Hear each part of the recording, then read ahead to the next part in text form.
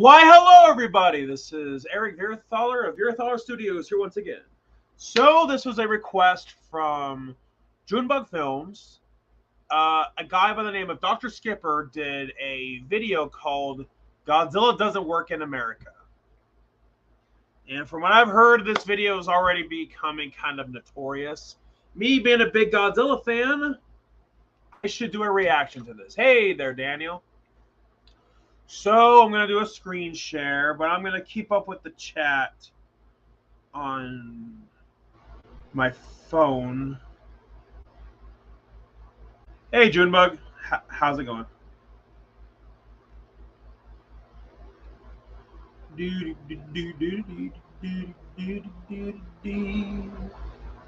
All right, come on, get there. Here we go.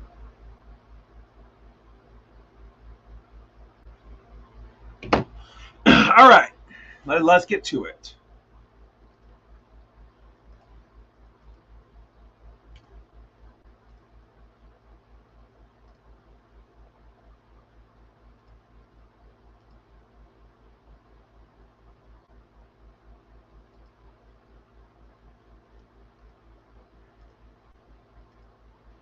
The ads, you have to understand that that's how YouTube makes their money. For Hunter education classes, John Tester gave him hell. John worked with Republicans to stop Biden and defend our Second Amendment. John Tester always defends Montana and our way of life.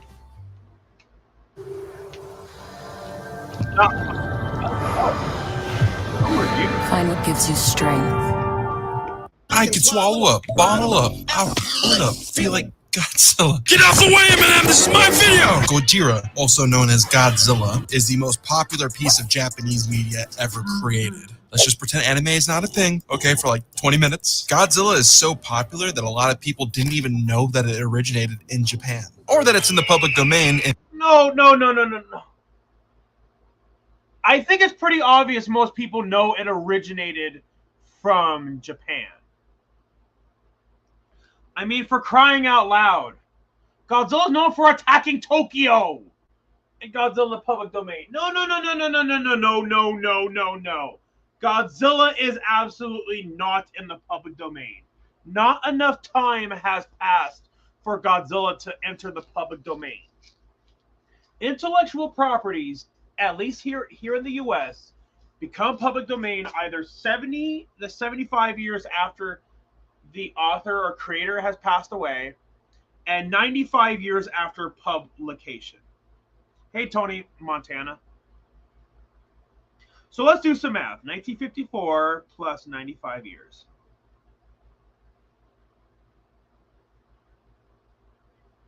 The original Godzilla will not become public domain until 2049. So, no, not even close. No. Oh, Godzilla's not public domain. No, not even close. It's still under copyright.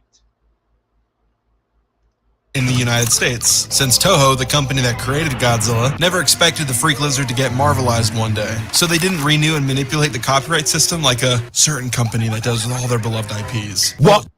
While, yes, Toho may not have lobbied Congress to extend the copyright, but Disney did. And because Disney did, it doesn't just mean Disney gets to keep the rights to their characters. It means that way for all movie studios. So no.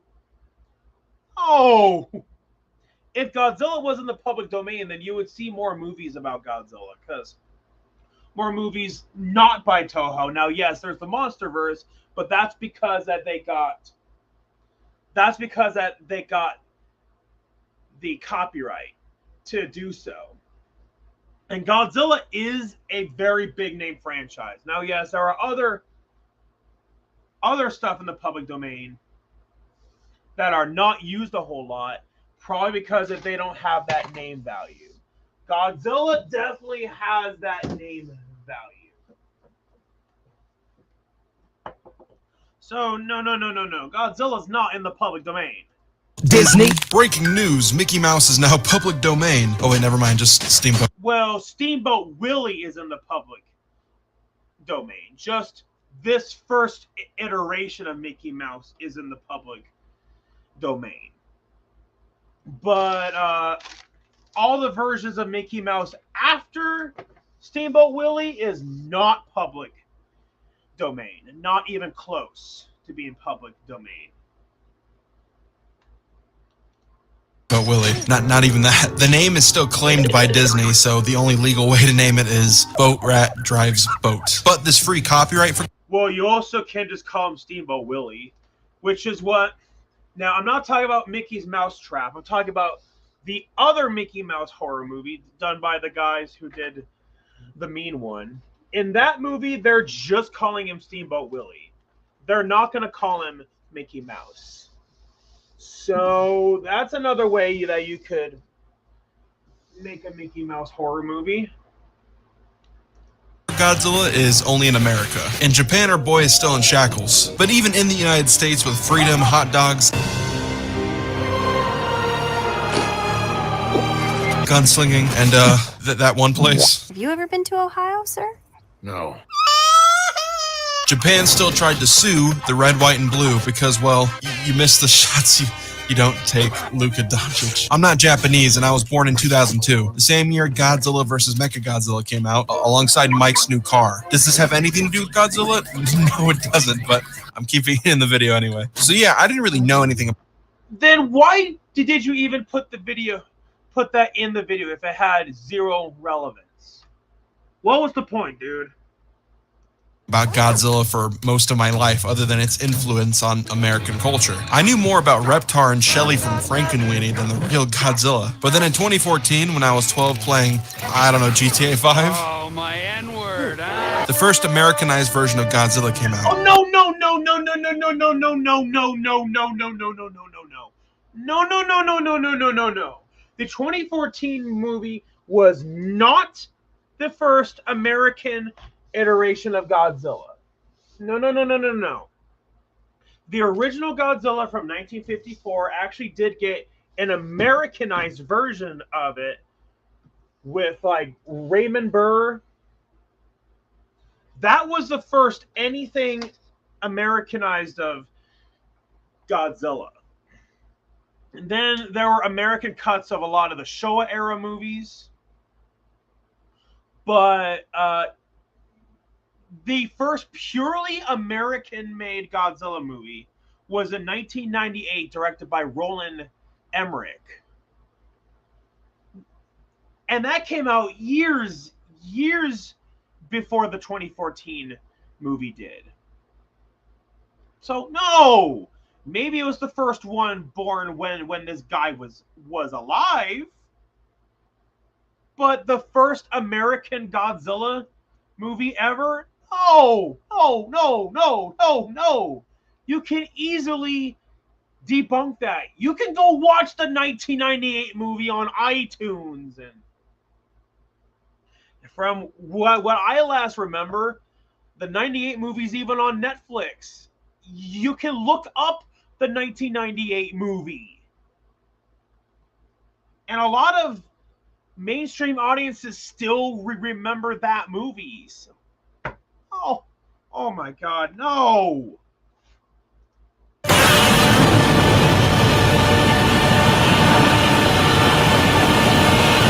Yes, the first, because 1998 never happened. Jesus. Okay, funny. I just mentioned that. Okay. Say what you want about the 1998 movie. Say what you want about it. It's still a movie. It's still a movie in the series. Argue all you want that, oh, it's not the real Godzilla. Well, whether you like it or not, it still bears the name Godzilla. So it's still a part of the franchise, whether you like it or not. Does it stray far from the character? Absolutely, yes, it does.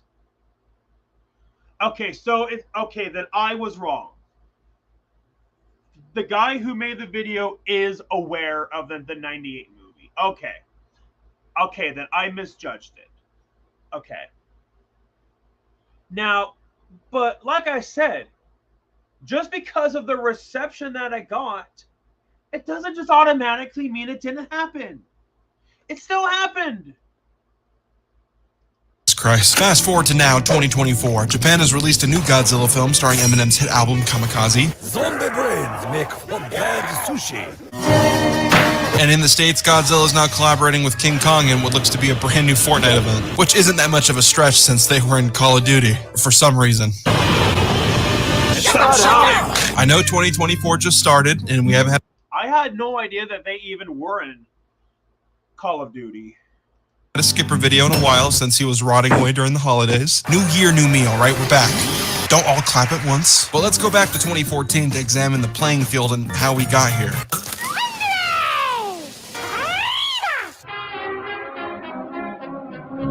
Godzilla is super interesting to me. After the 2014 movie, I grew up and went to school and played video games and doodled in math books that cost a lot of money, but I didn't care because look at this drawing. Homie. But then at age 16, I was activated like the Winter Soldier to hate the 9-to-5 matrix. Look, Mom, being a brain surgeon is cool and whatever, but I want to pursue the arts, aka the Okay, I will give the video this. The editing is pretty good. I will give Dr. Skipper that. The editing is pretty good.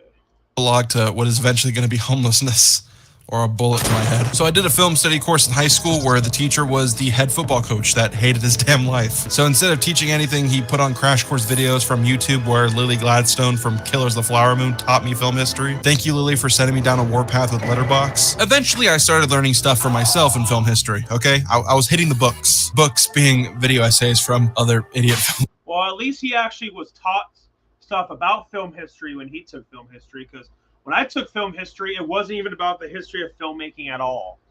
It was about the Hollywood formula of a character arc and the second act dip, internal conflict. I don't even know why my film history course was even called film history. Geeks Online. Thus, I went down in a really big Godzilla rabbit hole, and it gave me a big appreciation for the creature, its impact on filmmaking, and made me reevaluate how I look at the Godzilla brand as a whole. Also, there's a big thing I need to address in this video. I kind of hate Godzilla, if we're gonna be honest. Get the f out, man! To make this really easy for you to understand, Godzilla has what I like to call the Jurassic Park effect. Jurassic Park is a great movie that has cool dinosaurs and sexy Jeff Goldblum, but the film still has heavy messaging. Dodson, we've got Dodson here. Nobody cares. It's a critique on corporations and Walt Disney-like figures that try to play God on the grounds of greed. They also like to suspend my Twitter account for impersonating Harrison Ford, which I didn't do.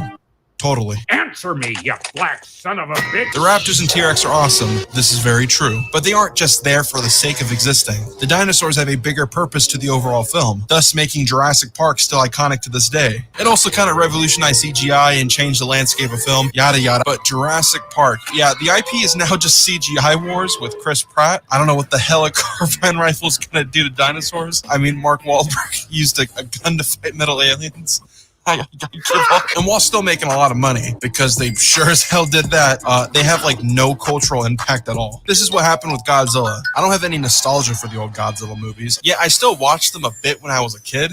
The fuck? And even rewatched them recently when I got the idea for this video. So no bias. 98% of them suck ass. Godzilla fell into the same trap that all successful franchises eventually fall into. Godzilla's look was more fascinating to shareholders and executives than the original intentions and creativity that made him even exist in the first place. So they spammed out Godzilla films. He's fighting bugs. He's fighting mechanized versions of himself. He's fighting three-headed dragons. He's doing shit like this.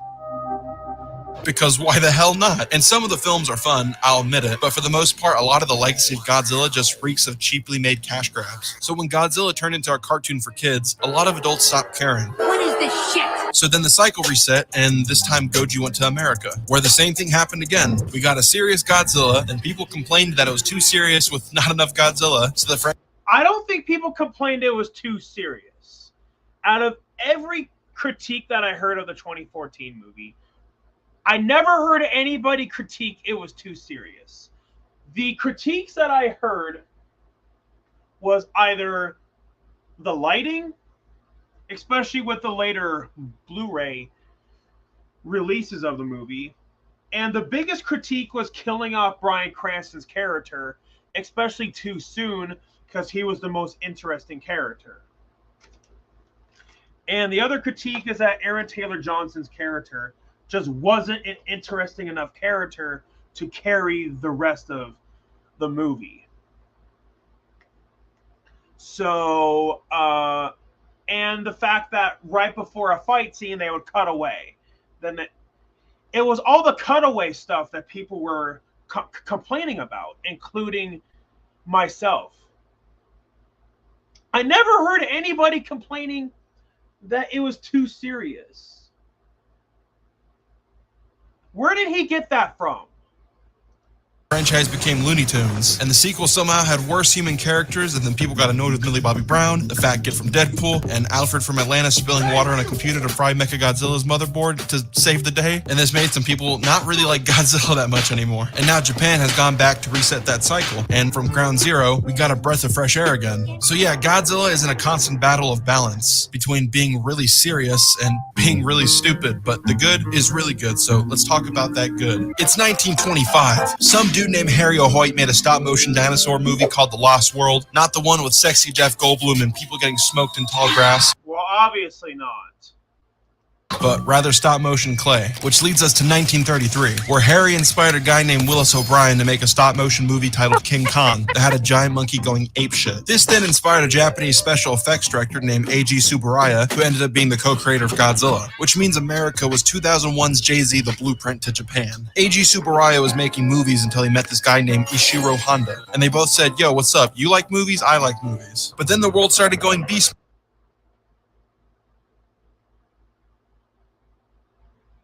Yeah, Junebug, you're right. He spilled whiskey on it and not water. Now, I get people complain about that, but realistically, people aren't always going to know said computer code like to get into said computer program. So sometimes you have to think on your feet. So I get it. He was just thinking on his feet. And it worked. Mode. And then boom, Imperial Japan started going beast mode. And then ring ring, yeah, Honda, congratulations, you just been drafted to the Imperial Japanese Army. Pack your stuff, we go at midnight. And during this war, a massive toll was taken on young Honda. Then Honda came home, instantly went back to the grind and started making some movies. World War II was still going beast mode, so filmmakers had to stop making movies and instead were cranking out good old-fashioned propaganda. In the States, even Walt and Boat Rat Drives Boat were doing this as well. A Japan studio formed for this propaganda named Toho Studios. That was showing all the cool tanks and guns. Look, they even put Call of Duty's World at War menu theme on the screen. The Mustache Man was going crazy in World War II as well, affecting the Lego Man that you can learn about in this video after you finish this one. Harrison Ford was still fighting Nazis, but this time on a train with a full CGI face. And Japan attacked Hawaii. Not just Hawaii, but Pearl Harbor. Japan was hyped. They threw a little party even, thinking that they just did something crazy. Then Toho Studios made a fake propaganda film about the bombing that looked so real it even convinced the USA that it was real footage. America wasn't having it. Chester, call in the big guns. Ring ring, yeah, hello Robert J. Oppenheimer. You're needed immediately. He then smoked his little pipe, put on his little hat, and played a game of telephone with his communist friends. Allegedly. Allegedly. He got tasked to make a big bomb codenamed Operation Manhattan. He then went to Los Alamos, New Mexico to cook. But somehow the guy who cooks in New Mexico got called Heisenberg instead of Oppenheimer. Heisenberg was a Nazi scientist in Germany, by the way. What the fuck, AMC? And in between adultery and literally being me, he finished the bomb, took it to Hiroshima and Nagasaki, and turned that bitch into Fallout 3, with the only sole survivor being Wolverine. Japan took the L and surrendered. Truman kicked up his feet and ate sushi off his stomach like me after editing 30 seconds of this video. And Japan was now under new management. In 1946, Honda came back to Japan to see that Hiroshima was decimated, and then went back to making movies. America had control over Japan, and said no more propaganda, no more emperor, and worst of all, women can now vote. Alright, who put that in the script? Was it you? Don't fucking lie to me. 1953, no more strict laws about propaganda. Happy, happy Japan. 1954. America started trolling and the fuck does that mean? America started trolling and did a nuclear test on their hydrogen bomb in the Pacific. The bomb was much bigger than the scientists expected, so the radiation caught up to... Actually, it's J. Robert Oppenheimer, not Robert J. Oppenheimer. Yep, that's something that he also got wrong. It sounds like this guy should have done more research. Heisenberg was the guy who was making the nuclear bomb for the Nazis. Are not the same person.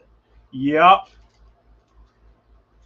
Yeah, they're definitely not the same person whatsoever. This guy should have done more research before making this video.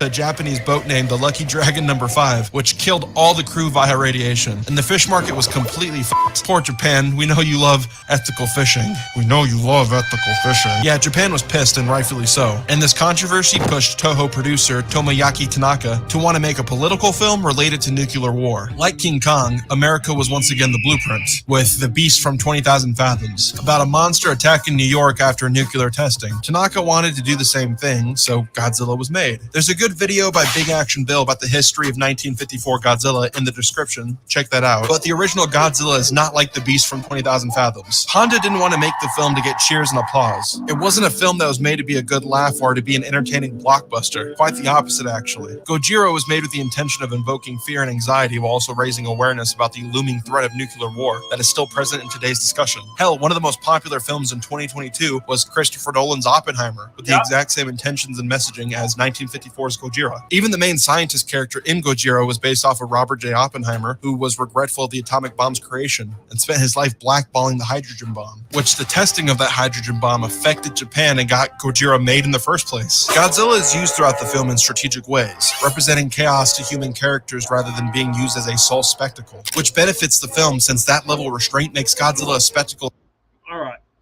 I will, because then I don't have to enjoy your sorry little button video because big.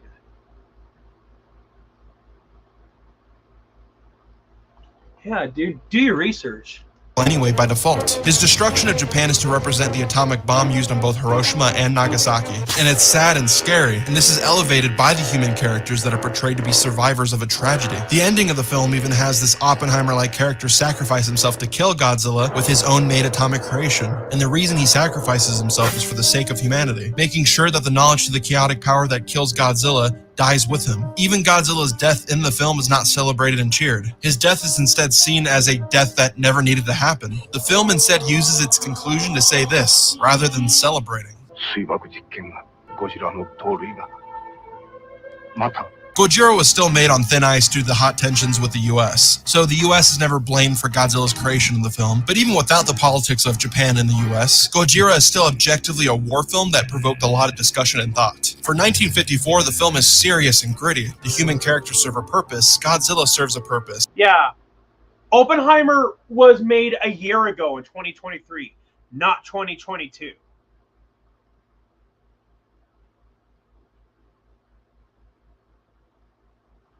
It pushes so many standards in the special effects world as well. It's a masterpiece in world cinema and is not talked about enough due to it getting censored by the United States, which we'll talk about later. 1954 Gojira is also why I don't like it when Godzilla is an action prop. It just feels like Boat Rat drives boat to me, since I see the character more as a man versus nature rather than fighting toys for children. This is why Godzilla 2014 by Gareth Edwards is the best version of Godzilla in the States. But even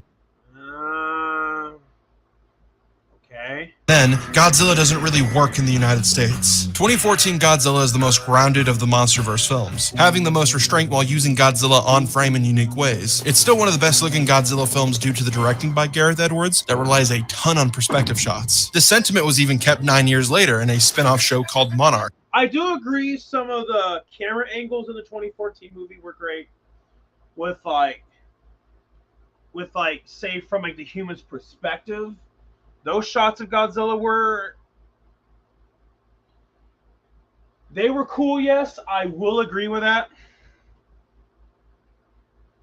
Junebug, there wasn't that much attention with it in the U.S. We had a partnership with Japan at that time because we were making efforts to make them an ally, and now Japan is one of our best allies. So, yeah, again, this guy, do your research.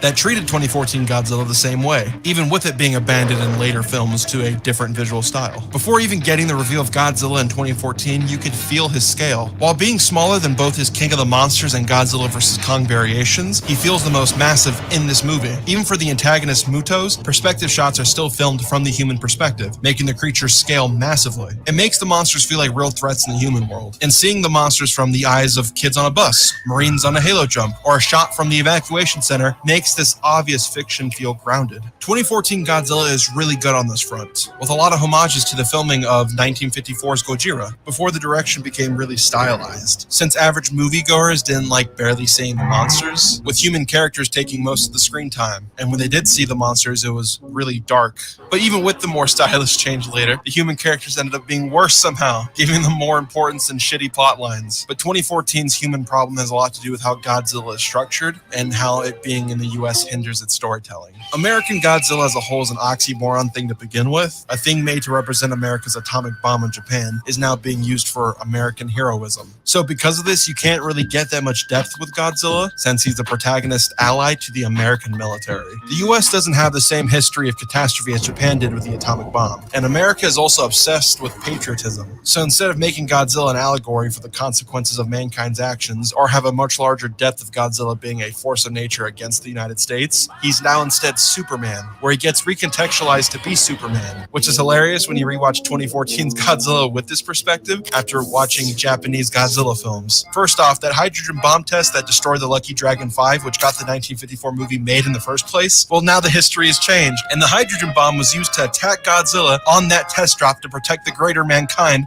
and it accidentally made him bigger. And after being threatened by this walking nuke and realizing there's nothing the US could do about it, it's now going to be the savior to America against the Japanese threat that was forced out of hiding by humanity that then attacks Hawaii, where then the Japanese threat gets killed by a walking nuke that goes down in a heroic sacrifice, and then he decides he's got one more in him, so he gets up and everyone claps for him as fighter jets fly by, saving the day as he goes back into the water. Take in mind, like, thousands of people have probably died to Godzilla, and by the looks of it, evacuation seems to be terrible. It's funny when watching it, because at first Godzilla isn't even the main focus of this Godzilla movie. It's this Japanese threat that Walter White was warning everyone about, and then Godzilla only comes on screen to handle business. And when he's attacked by the US military, at first he doesn't even retaliate or go beast mode. This dude is only hyper-focused on destroying this Japanese threat, and shares this sparkle with the main character where they save each other. It's quite beautiful, actually, how much Godzilla cares about the whole world. No, he just...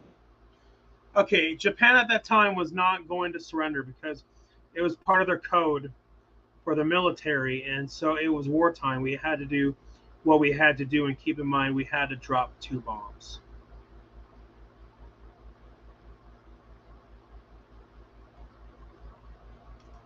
just cares about the US because when he goes to China, even that shit gets absolutely decimated in his ego fight with the gorilla. Making Godzilla Superman is strange, and later in the Monsterverse they try to add depth to this. Like, look, he actually killed a bus full of children, and this company called Monarch is really shady with documentation and control, and the whole world is still full of PTSD, which is cool at first, but then you remember this is the same guy in the same world where he teamed up with a monkey to fight a robot version of him that was made by a 3-headed dragon that got defeated because water was spilt on the computer, and then Godzilla... Not water, whiskey. And the monkey are teaming up to fight more monkeys, and now there's a baby monkey, and now he's pinking in Fortnite. Yeah, it's over. American Godzilla doesn't really stand for anything. Even in the 2014 film, the human characters are just a guy we follow around and his family. The United States military is skeptical at first of Godzilla's involvement, but then they just accept that he is the only hero capable of stopping the Mutos, and all is fine. There's no discussion or nuance about anything in the world. The Mutos that were awakened are instantly vilified without any nuance either. These things were forced to wake up, and all they wanted to do was produce and have kids, but their children were blown up by Quicksilver, then the parents were murdered by Godzilla, and everyone still claps in the end, even though everything's still in shambles and a shitload of people died. This is drastically different from the 1954 version, where Godzilla is treated as a victim, even after he terrorizes and kills a bunch of innocent Japanese people. And instead of clapping when the threat is... Yeah, but Godzilla had pink spikes in Godzilla 2000. I'm guessing he never saw Godzilla 2000. the audience is instead reminded that Godzilla never needed to happen in the first place, and that because of bomb testing, he's now also robbed of life. American Godzilla being a Superman figure is really safe and boring and makes no sense due to the origins of the character. 2014 Godzilla isn't flawed because it has human characters and barely shows Godzilla with only a little bit of action fights, because as we see later, those movies are even worse. 2014 is flawed because it doesn't stand for anything, and is a safe depiction that makes this Americanized monster a hero without anything to say. And I know 1954 is old, and that movie is aged, but recently a movie has come out that has blown all the Godzilla movies in the past 10 years out the water, and it was from Toho Studios, where Godzilla is back in Japan, and that movie was Takashi Yamazaki's Godzilla Minus One. Godzilla Minus One was why I made this entire video, because it might be the best Godzilla movie ever made, and it actually made me feel something. I'm a big box office pessimist, and lately American blockbusters have been safe, generic, and boring, which is no surprise that they've been flopping left and right because people are burnt out of high-budget mediocrity. So to watch a Godzilla movie with compelling human characters, nuanced discussion with critiques on the Japanese government, while having havoc and consequences that feel impactful, while also having an antagonist that is menacing, threatening, and terrifying, all done with $15 million, was beyond satisfying. If it wasn't obvious from the games industry, with companies like From Software and Nintendo, Japan could cook up some pretty cool shit. Godzilla Minus One makes American Godzilla look like an embarrassment, because it does. I do agree Godzilla Minus One is a lot better than any of the Legendary Pictures movies. It's way, way, way better than all of them. I do agree with that. Yes, it is one of the best Godzilla movies ever. It's one of the best movies ever. Everything better. Like 1954, Godzilla isn't a character, but more of a natural disaster. And for a natural disaster to have impact, first you need compelling people to be impacted. I cared about the human characters in this film, and I hated Godzilla for what he did to them. But the reason why the human characters were so impactful was because of Japan and how it's depicted. Japan is a place in history that's been through a lot of shit, which makes it a I love teaching hunter education. When Joe Biden tried to block funding for hunter education classes, John Tester gave him hell. Okay, I'm muting that because no controversial topics. Okay, keep in mind, that whole thing about Joe Biden does not reflect my views. I'm not saying what my views are about Joe Biden, but you know what I mean. Because it goes hand to hand with its creation, like we said earlier. After World War II, Japan was in a low state, and the victims of both Hiroshima and Nagasaki, as well as the firebomb victims, were innocent people caught in the crossfire between feuding militaries. The movie takes place right after World War II, with Japan at its lowest point, which brings up a huge point for why this movie exists. It's once again an anti-war film where you're reminded that the Imperial Japan military was not great, and that the modern Japanese government is not that great either. Japanese studios such as Ghibli and even films like 1954's Godzilla tend to only depict Japan as the victims to catastrophe from the United States. But something to remember is that after Japan's very flawed attack on Pearl Harbor, Admiral Isoroku Yamamoto wrote this in his diary after Pearl Harbor: "I fear all we have done is awaken a sleeping giant and fill him with terrible resolve." It makes sense why Japan is very anti-war after what the atomic bomb did to them. But old Japanese media has a massive trend of playing victim in history when, even before the atomic bombs, Japan's military was notorious for conquering other nations and being really brutal, committing tons of war crimes in their history. The Japanese military also had no value for human life, brainwashing an entire nation that dying for said nation was one of the most honorable things you could do. It's why they had things like kamikaze pilots and seppuku. This is why Imperial Japan and American media is portrayed to be so relentless and brutal, not caring if they lived or died. Because for the most part, they didn't care if they lived or died. It was expected that you were going to die in combat. Like I said earlier, with media like Oppenheimer and nuclear war being a really big issue today, the atomic bomb debate is now fresh again. But with everything aside, without the atomic bomb drop, Japan would have continued relentless war with the United States. So while I know Godzilla 1954 is very much still an anti-war film about how nukes are bad, showing what Japan went through, it does brush past that Japan's military threw a stone at the United States, killing United States civilians when they were well aware they were never going to win a conflict with the United States, but still did it anyway since they needed to get resources from claimed U.S. lands that were under embargo laws. So Pearl Harbor was an attack on the U.S. Navy to demoralize the U.S., but they didn't attack the repair yards, so it was pointless anyway, and got their whole nation nuked in retaliation. So while the ethics of the atomic bomb can be debated, Japan's military put their civilians in harm's way for no reason, which is why modern modern-day Japan is more resentful of Imperial Japan when it comes to anti-war rather than the United States. Japan during the 1910s to 1920s was in a really good innovative period called the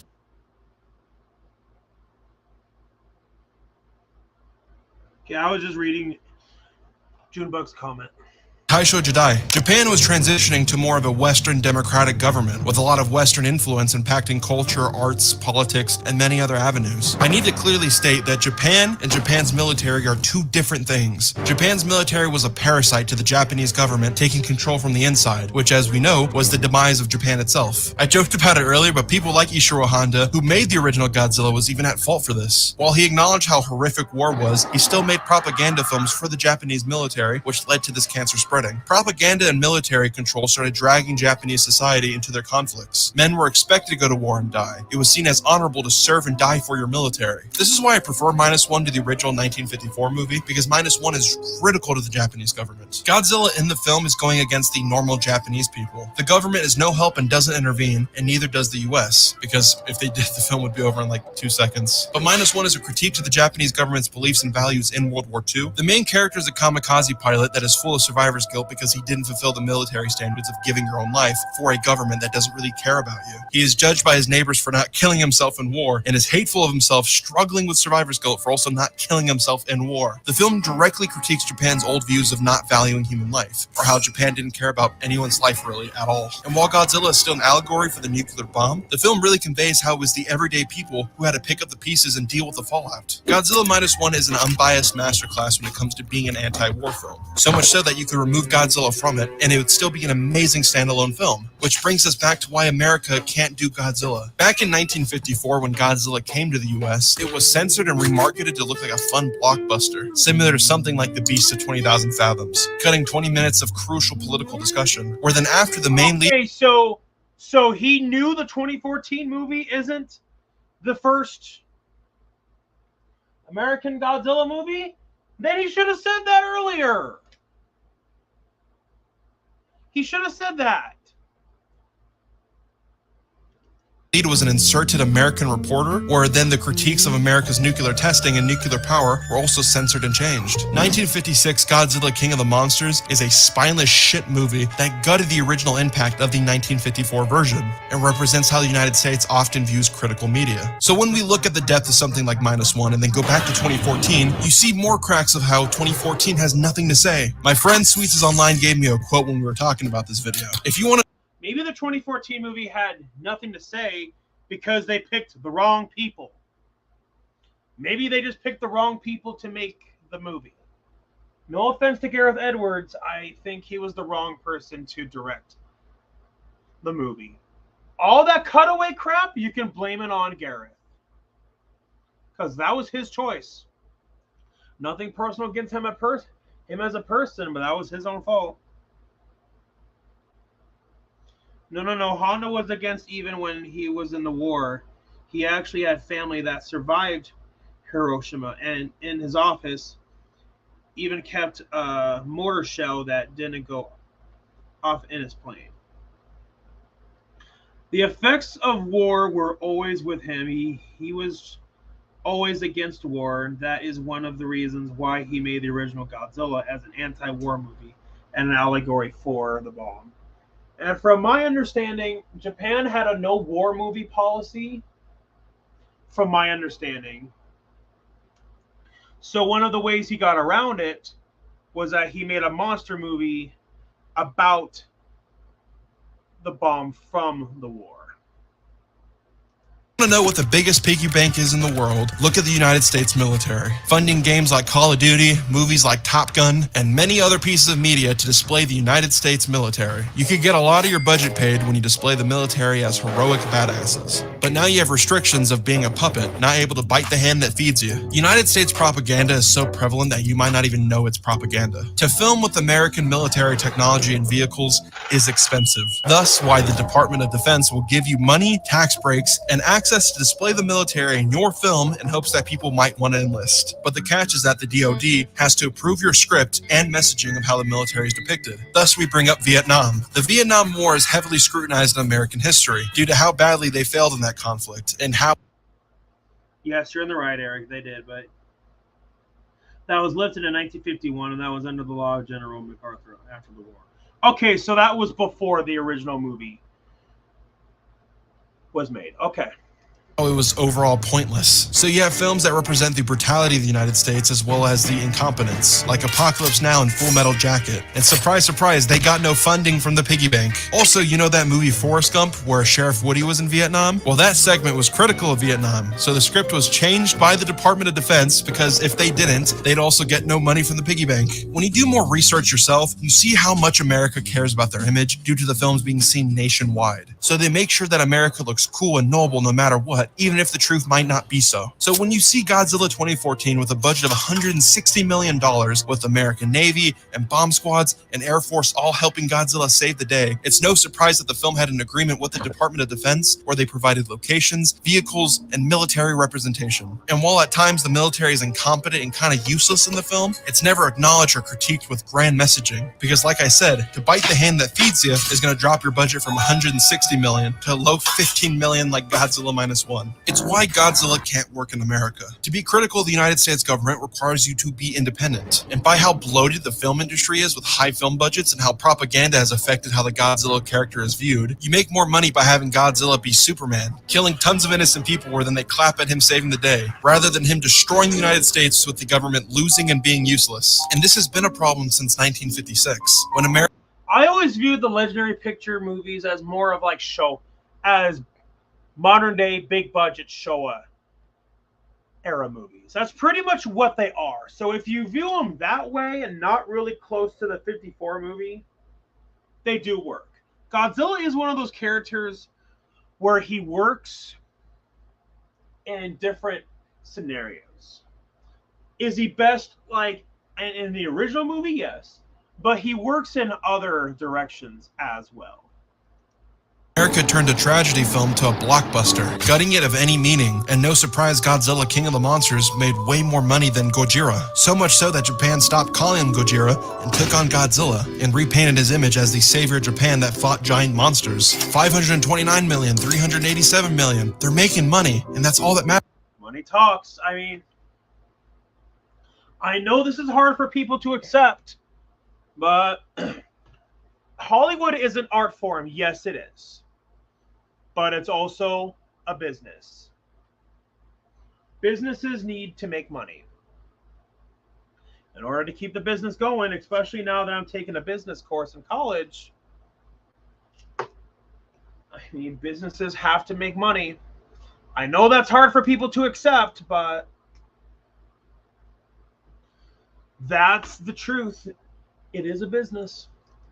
Matters now. But what is art, and how do we view art? Is a nothing blockbuster funded by the US military better than a $15 million Japanese film with a lot to say because it made more money? Is King of the Monsters better than Gojira since it made more money? We're beginning... Now, whether or not if a movie's better because it made more money, I do agree. Just because it made more money, it doesn't automatically mean it's better.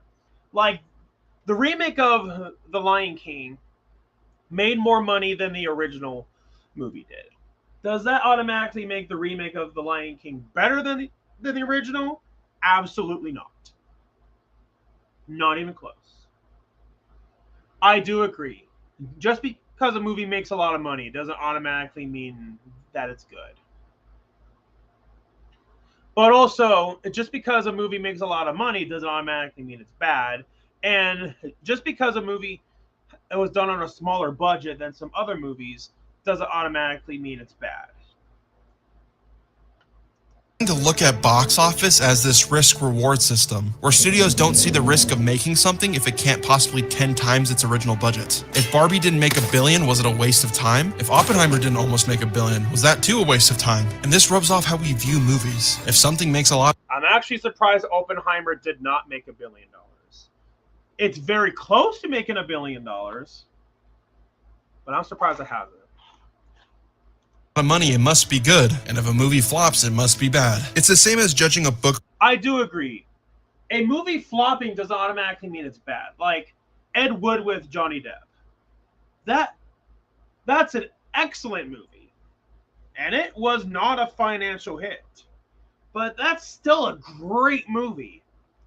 by its cover. Yes, there's movies that spend way too much money not being creative because they believe they could 10 times their budget by simply existing. But then we get films like Gojira and Godzilla Minus One, which are real creative works of art that stand for something and matter aside from just money, and they need to be praised. But like how everything works, Godzilla isn't liked because of what it stands for, because what America saw was a cool giant monster that attacked Japan, not an allegory for nuclear war. And what they see now is a Superman figure that could sell toys. Godzilla has become a mascot to make money. It's why I can't enjoy the Looney Tunes version. It's why Godzilla can't work in America. But when it works in Japan, it works. Godzilla could work in America if it was given to the right people. It absolutely could. Out of all the Americanized Godzilla movies, while I do enjoy Godzilla vs. Kong, it's a fun popcorn flick. By no means a great movie. I think I enjoy King of the Monsters the most. Still not a great movie, but hey. It's my personal favorite of all the Americanized Godzilla films. And it works well. But if there's anything I can hope to get across with this video, it's to research the things you watch and to Oh, the irony! The irony! give things with passion a try, even if you might not enjoy it. Some filmmakers actually give a shit about what they make, and use art to have a voice and tell stories without the dooming cloud of getting money from your pocket. Minus One is a must-watch, but I fear, like 1954, it won't be acknowledged or talked about in the masses, especially in America due to its subject matter and being a foreign film. 2014 Godzilla, you still look good and are shot very well and have the best roar, but you're nothing but a soulless, nothing piece of propaganda that breaks my heart. Subscribe to the channel, like the video. I now got a Patreon. All right, well, that's the video. Oh my God, the irony of what he said at the very end. Do your research. Do you? Oh my God, the irony of that. Wow. Oh, the irony. Does he not realize how he just contradicted himself?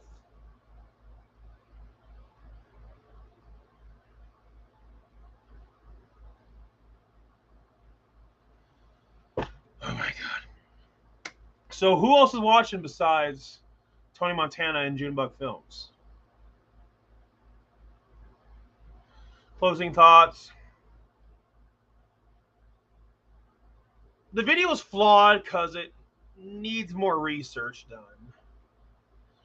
I get where he's coming from. I do, but if Godzilla was given to the right people, to the right filmmakers in America, it could work. It absolutely could work. It was just given to the wrong people. Gareth Edwards was the wrong guy to direct Godzilla 2014. The absolute wrong person.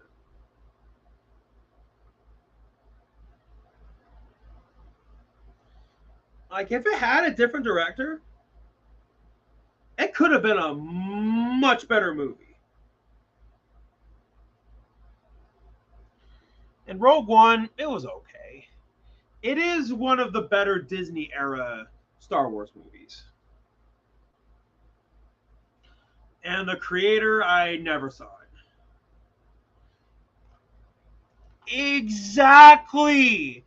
The pure irony of that. The pure irony. It's like, dude, you're claiming Godzilla's in the public domain when he's not. Maybe a picture of Godzilla is in the public domain. A picture! That's a technicality. A picture of him is in the public domain. Just like how a picture of Boris Karloff as the Frankenstein monster from Bride of Frankenstein, that's in the public domain. That's how a lot of people are able to get away with selling Frankenstein shirts of Boris Karloff. And that's how a lot of prints of Mary Shelley's Frankenstein, the book, have been able to get away with having that picture on it. They've been able to get away with having the Boris Karloff Frankenstein monster on the cover because that picture alone is in the public domain. That doesn't mean the character as a whole is in the public domain. Just that picture. Just the picture.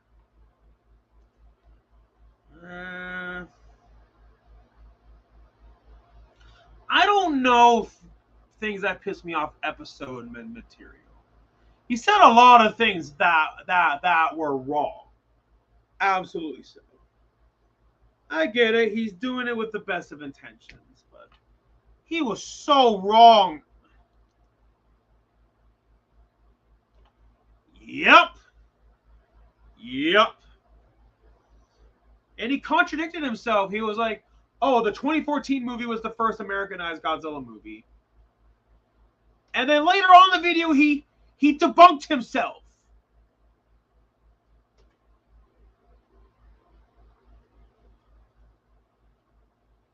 But yeah, he did not do his research. Like, what are his sources? Where does he get that from?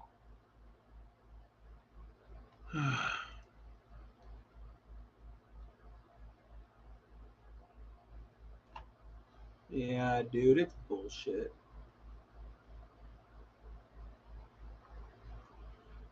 Yeah. I don't want to make this video too long. I think I made my point. I think the quote says it best from Tommy Boy. I can take a good look at a butcher by sticking my head up a bull's butt, but I would rather take a butcher's word for it. Yeah, definitely.